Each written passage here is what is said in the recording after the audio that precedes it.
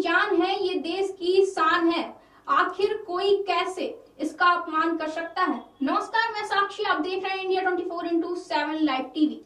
आज तिरंगे के अपमान को देखकर हर भारतवासी का दिल अंदर से कचोट रहा है। आखिर कोई कैसे अपने ही देश के ध्वज तिरंगे का अपमान कर सकता है।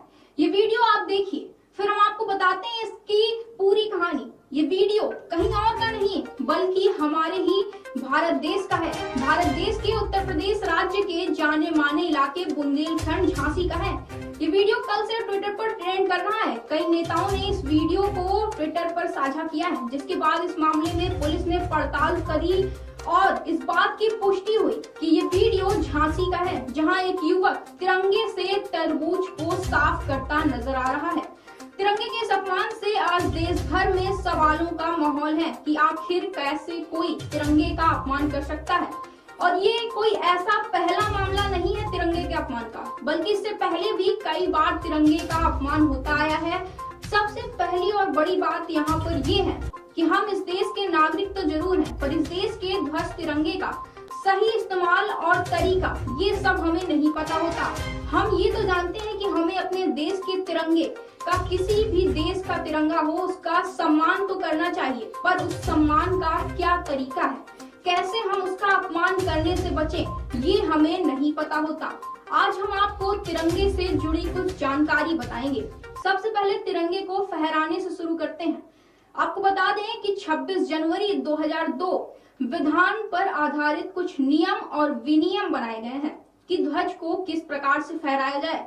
राष्ट्रीय ध्वज को शैक्षिक संस्थानों, विद्यालयों, महाविद्यालयों, खेल परिसरों और स्काउट शिविरों में ध्वज को सम्मान की प्रेरणा के लिए फहराया जा सकता है। वहीं विद्यालयों में ध्वज आरोहण में निष्ठा की एक शपथ भी शामिल की गई है। किसी सार्वजनिक, निजी संगठन या एक शैक्षिक संस्थान के सदस्य द्वारा राष्ट्रीय ध्वज का आरोहण प्रदर्शन सभी दिनों और अवसरों और आयोजनों पर राष्ट्रीय ध्वज के मान, सम्मान और प्रतिष्ठा के अनुरूप में अवसरों पर किया जाता है। वहीं नई संहिता की बात करें तो नई संहिता की धारा 2 में सभी निजी नागरिकों को अपने परिसरों में ध्वज फहराने का अधिकार देना अब स्वीकार कर लिया गया है। वहीं आपको बता दें, इस ध्वज को सांप्रदायिक लाभ, पर्दे या वस्त्रों के रूप में उपयोग नहीं किया जा सकता।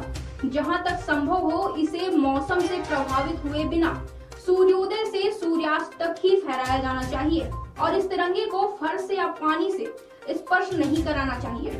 हमेशा तिरंगे को फर्श के छूने से बचाना चाहिए। इसे वाहनों के ऊपर, बगल या पीछे, नावों या वायुयान पर भी नहीं लपेटा जा सकता। इसके अलावा आपको बता दें, किसी अन्य ध्वज या ध्वज पट को राष्ट्रीय ध्वज से ऊंचे स्थान पर नहीं लगाया जा सकता।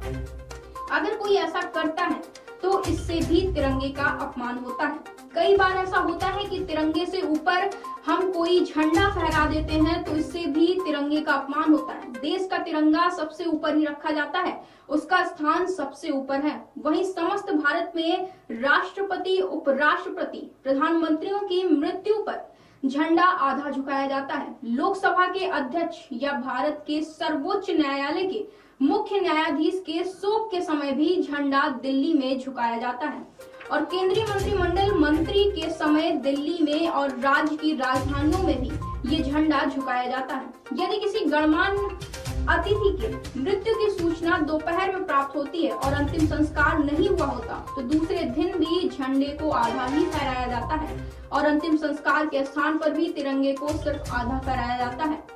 पर सबसे जरूरी बात इस तिरंगे को लेकर यहाँ पर ये है कि हमें ये नहीं पता होता कि इस तिरंगे के फट जाने या क्षतिग्रस्त हो जाने पर इसका क्या करना है। तो ऐसे समय में जब तिरंगा क्षतिग्रस्त हो जाए या मैला हो जाए तो उसे अलग या निरादर पूर्ण ढंग से नहीं रखना चाहिए। मतलब ये कि तिरंगा अगर खराब हो जाता है, उसमें किसी तरह की धूल लग जाती है, वो फट जाता है, तो ऐसा नहीं है कि उसे बस अब उठाया और फेंक दिया, तो ये तिरंगे का अपमान होगा। तिरंगा अगर खराब हो जाता है, जैसे कि हमारे घरों में बहुत सारी वस्तुएं ऐसी होती हैं जो कि खराब हो जाती हैं, तो हम उसे उठाकर कहीं साइड में रख देते हैं या हो सकता है उसे कई बार कचरे में भी डाल दिया जाता है। पर तिरंगे के साथ ऐसा कुछ भी करना तिरंगे का अपमान कहलाएगा और ऐसा करने की अनुमति भी आपको इस संविधान से नहीं मिलती। जब भी ऐसा कुछ हो और तिरंगे को क्षतिग्रस्त होने के बाद उस तिरंगे को पूरे सम्मान और गरिमा के साथ गंगा में विसर्जित कर देना चाहिए। और ये सबसे सरल उपाय होता है तिरंगे को उसके अंतिम विसर्जन के लिए। इसके अलावा भी एक तरीका और है, अगर आप ऐसा नहीं कर सकते किसी कारणवश, तो आप इसे अकेले में जाकर जला दें या फिर एक गहरा गड्ढा खोदकर उसमें दफना दें। और ये गड्ढा इतना गहरा होना चाहिए कि कभी उस जगह पर कोई खुदाई भी करता है तो इस झंडे को वो ना पा सके। इस तरह से जहां भी इसे दफनाना है वो जगह एकांत में होनी चाहिए। और अगर आप तिरंगे को गंगा में विसर्जित कर देते हैं तो ये सबसे अच्छा और उचित सम्मान के साथ तिरंगे को उसका अंतिम रूप देना या विसर्जन करना होगा। और हम आपको बता दें, ये जो वीडियो झांसी का वायरल हुआ है तिरंगे के अपमान का, उस मामले में पुलिस ने शख्स को गिरफ्तार कर लिया है और एक कार्रवाई की जा रही है। इस वीडियो में एक व्यक्ति राष्ट्रीय ध्वज से अपनी दुकान में रखे तरबूज साफ करता हुआ दिखाई दे रहा है और ये वीडियो कल से तेजी से सोशल मीडिया पर वायरल हो रहा है। सोशल मीडिया पर लोग इस वीडियो को लगातार शेयर कर रहे हैं। वीडियो वायरल होने के बाद ही पुलिस ने मामले में संज्ञान लेते हुए वीडियो में दिखने वाले व्यक्ति को गिरफ्तार कर लिया। आपको बता दें कि फ्लैग कोड ऑफ इंडिया के तहत तिरंगे का इस्तेमाल करने के बाद उसे मर्यादित तरीके से एकांत में रखना जरूरी होता है। अगर कोई व्यक्ति तिरंगे को गलत ढंग से इस्तेमाल करते हुए दिखाई देता है तो उस पर सख्त से सख्त कार्रवाई की जा सकती है। और कोई व्यक्ति राष्ट्रीय ध्वज का अपमान करते, इसे जलाते, दूषित करते, कुचलते, गलत उपयोग करते या नियम के विरुद्ध ध्वजारोहण करते पाया जाता है तो उसे भी 3 साल की सजा और जेल या जुर्माना देने की सजा सुनाई जा सकती है। आज की इस विशेष रिपोर्ट में इतना ही, फिर मिलेंगे आप